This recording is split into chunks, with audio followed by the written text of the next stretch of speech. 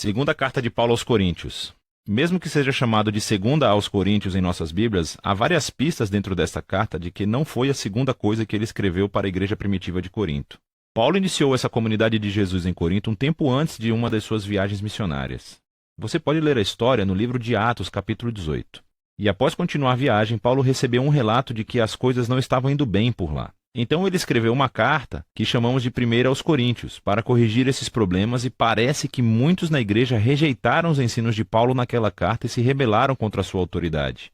Assim, aprendemos que nessa carta que Paulo tinha feito, pessoalmente, o que ele chama de uma visita dolorosa. Depois disso, ele enviou uma carta que diz que foi escrita com angústia e lágrimas. E, depois de todas essas medidas, a maioria dos coríntios, mas não todos, percebeu a sua arrogância e pediu desculpas a Paulo. Eles queriam se reconciliar. Então Paulo escreveu essa carta para assegurar-lhes do seu amor e compromisso com eles. A carta foi projetada com 3 seções principais, cada uma abordando um tópico distinto.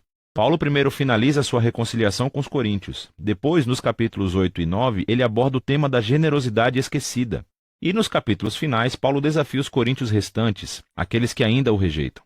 Vamos nos aprofundar e ver como tudo funciona.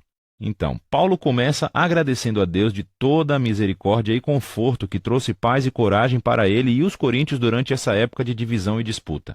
Ele reconhece que as coisas estão tensas desde aquela visita dolorosa, e claro que ele os perdoou, e quer um relacionamento aberto e honesto. Mas por que eles tinham rejeitado Paulo? Bom, descobrimos mais adiante nessa carta que os coríntios tinham ignorado Paulo como líder. Ele era pobre e tinha uma vida escassa através do trabalho manual. Ele estava sob constante perseguição e sofrimento. Muitas vezes estava sem casa. E ainda por cima, ele não era um orador público muito impressionante. Assim, quando os coríntios foram expostos a outros líderes cristãos mais ricos e impressionantes, começaram a desconsiderar Paulo. Na verdade, estavam com vergonha dele. Então, Paulo responde primeiro mostrando que a importância dada a esses líderes, simplesmente por causa de sua riqueza e eloquência, é uma traição a Jesus. Isso mostra um sistema de valores totalmente distorcido. A verdadeira liderança cristã, diz Paulo, não se trata de status ou autopromoção. Paulo descreve a si mesmo e aos outros apóstolos como escravos cativos do Rei Jesus que os conduz em direção a uma procissão de triunfo. O trabalho de Paulo não é impressionar outros, mas sim apontar as pessoas para aquele que é impressionante, Jesus. Então ele alude a uma exigência recente dos coríntios, querendo que ele fornecesse algumas cartas de recomendação para provar a sua autoridade e credenciais. E isso é ridículo para Paulo. A igreja em Corinto nem existia se ele não a tivesse começado.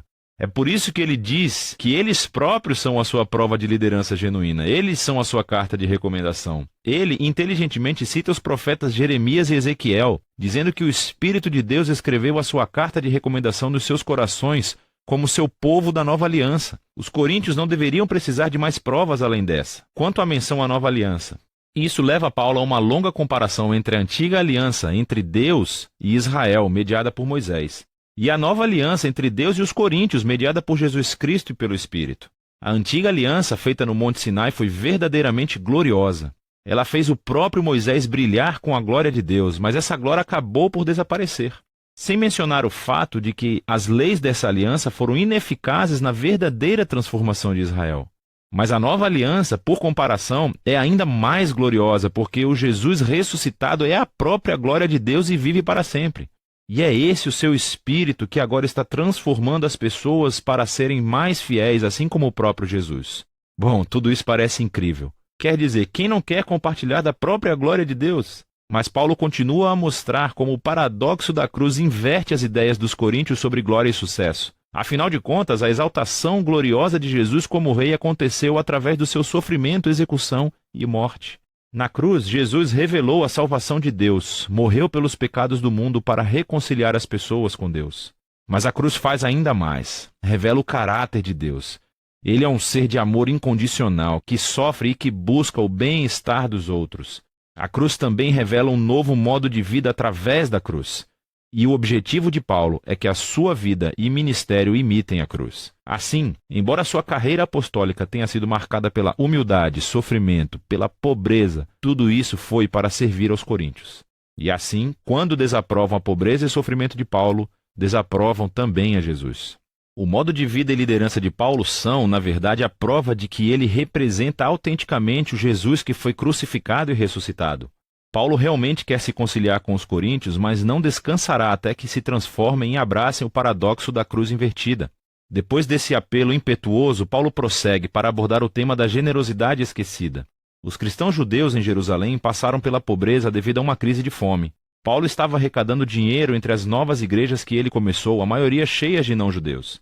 Ele pediu que todas elas enviassem um presente de ajuda como um símbolo da sua unidade no Messias Jesus. E muitas das suas igrejas ficaram muito animadas para contribuir.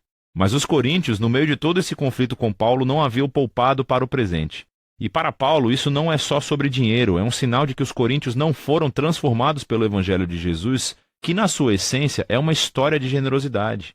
Paulo diz: você conhece a generosa graça do Senhor Jesus, o Messias, que, embora fosse rico, por sua causa se tornou pobre, para que através de sua pobreza você pudesse se tornar rico. Ele conta a história do Evangelho através de metáforas financeiras. E ele se rebaixou para morrer como um escravo pobre, para que outras pessoas arruinadas pelo pecado e pela morte pudessem ser exaltadas e se tornassem ricas por meio da graça de Deus. Ser um cristão é permitir que essa história entre profundamente em sua mente e em seu coração, e é deixar que ela o transforme em alguém mais generoso, mais disposto a partilhar a sua vida e os seus recursos para auxiliar o próximo. Na seção final da carta, Paulo chama a atenção à principal fonte de seu conflito com os coríntios, aquele espantoso grupo de líderes que ele, de maneira sarcástica, denomina de superapóstolos. Então, eles vieram a Corinto, se autopromovendo e falando mal de Paulo, minando-o como um líder pobre sem qualquer sucesso. E correndo o risco de soar como uma pessoa que deseja se autopromover, Paulo disse: e esses caras realmente desejam comparar qualificações? Ele não tem medo de enfrentá-los. Eles são especialistas na Bíblia judaica? Bem, Paulo também é. Ele era um fariseu, pelo amor de Deus. Ele memorizou toda a Bíblia. Eles desejam se gabar dos seus conhecimentos superiores sobre Jesus? Na verdade, Paulo já viu e andou ao lado de Jesus ressuscitado. Ele realmente teve visões da sala do trono celestial de Jesus. Contudo, o mais importante é que Paulo dedicou toda a sua vida à missão de Jesus. Ele sacrificou seu conforto e estabilidade e nunca pediu dinheiro aos coríntios. Ao contrário dos superapóstolos que cobravam muito, Paulo trabalhava para o seu próprio sustento. No entanto, Paulo diz que ele se recusa a se gabar dessas proezas, pois não são as coisas mais importantes como cristão. Em vez disso, ele irá se gabar de como ele é fraco e falho, pois são nessas imperfeições que ele descobre o amor e a misericórdia de Deus. Ou como Jesus disse a Paulo uma vez: a minha graça é suficiente para você, pois meu poder se aperfeiçoa na fraqueza. Paulo conclui a carta com um sóbrio aviso aos coríntios. Eles precisam examinar as suas atitudes e o seu desprezo por Paulo, pelo modo de vida dele e o amor deles por esses superapóstolos. Tudo isso demonstra que eles não compreenderam a essência de quem Jesus é.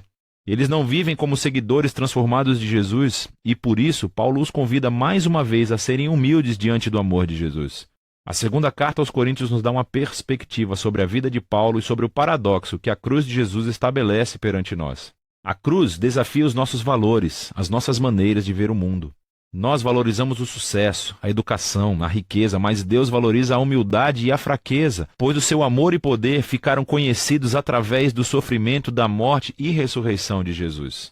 A cruz também desencadeia o poder transformador e a presença do Espírito para capacitar os seguidores de Jesus a assumirem um modo de vida cruciforme e torná-lo o seu próprio. E é de tudo isso que se trata a segunda carta aos Coríntios.